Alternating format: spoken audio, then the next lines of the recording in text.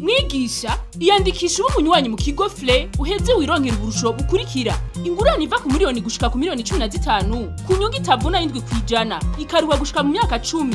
Iyo ngurane umunywanyi ayironka atangwa atasabwe, kiretse amahera asanzwe ziganya kubakirwa inzu, hanyuma abubakanye bakazoza barariha mu myaka 10 kuri ya nyungu nyene 7%. Mufashwe mu mugongo n'ikigo FLE. Bigisha giraho muba mwubahwe.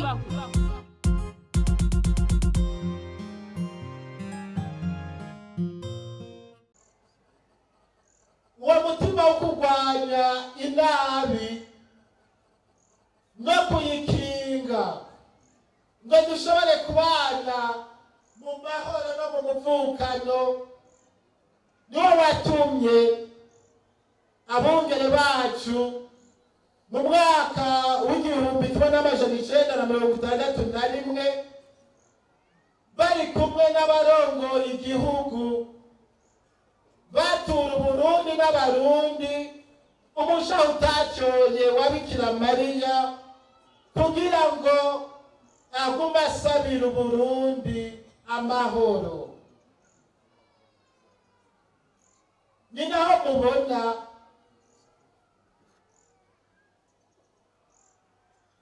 no mu ndongozi z'igihugu hari abari ngaha kuko tuguma dusangiye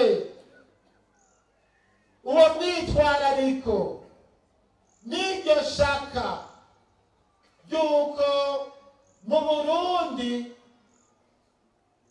haba amahoro n'umwumvikano.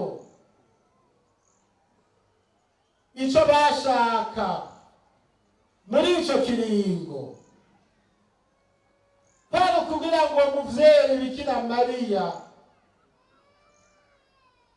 asabire Uburundi, akingire Uburundi n'Abarundi, kuko muribuka ko hari mu muzo w'imigambwe myinshi n'ihiganwa hagati yayo, hakaba n'impari, hakaba n'ubwoba mbere kubera impari zari muri iyo migambwe yaharanira itumvikana ku vyerekeye ukwikukira kw'igihugu cacu. Bamwe bati harengeranye, abandi bati ntiharagera turindire. Vyaraboneka rero ko bose badashize imbere ineza y'igihugu, ineza y'Abarundi bose, boshobora kwaduka intambara n'indyane mu bose rimwe. Mu nyuma Abarundi twarasubiranyemwo twitwaje amacakubiri y'amoko ashingiye ku nyungu za bamwe bamwe, aho tubona ko twashaye ku Mana no kuri bene wacu, kandi n'inkurikizi zicibonekeza. Urugamba rwo guharanira amahoro no kuyatsimbataza rero rurabandanya n'ubu, rugaca mu gukura inabi ahituruka hose, kuko arizana arivyara intambara, umudugararo, igateranya abantu n'abandi. Kuyirwanya rero bica mu kuyirinda no mu kugaruka ku Mana n'umutima wacu wose, mbere tukanazibira inzira icamwo n'akarenganyo, ikumirana, ubugunge, ubukene, inda ndende, ibiturire n'ibindi bene ivyo.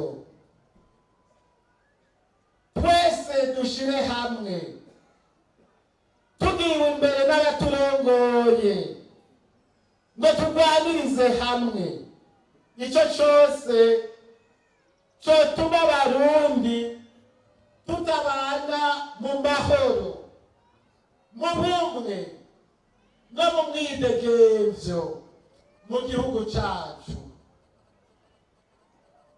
Aho niho tuzoba turiko turashishikara iyo nzira twaciriwe n'abatuboneye izuba bifuza yuko Uburundi bwoba igihugu c'Imana.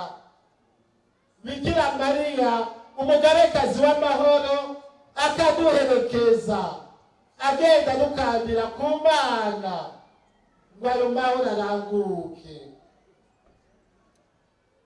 Ivyo birashoboka twemeye kumurikirwa n'ijambo ry'Imana, tukariyoboka, tukarishira mu ngiro, ntituryamize mu kanwa, atariko dukora ibikorwa biranga ubuyobokamana bwacu.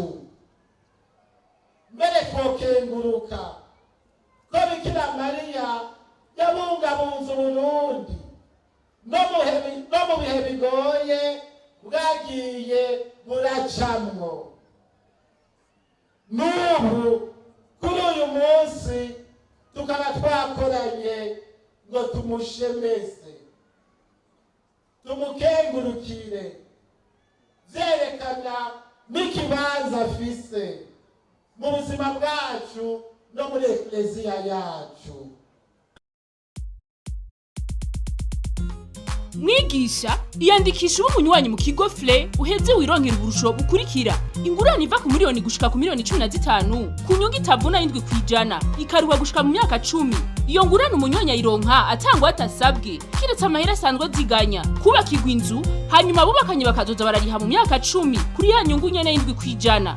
Mufashwe mu mugongo n'ikigo FLE. Bigisha giraho muba mwubahwe.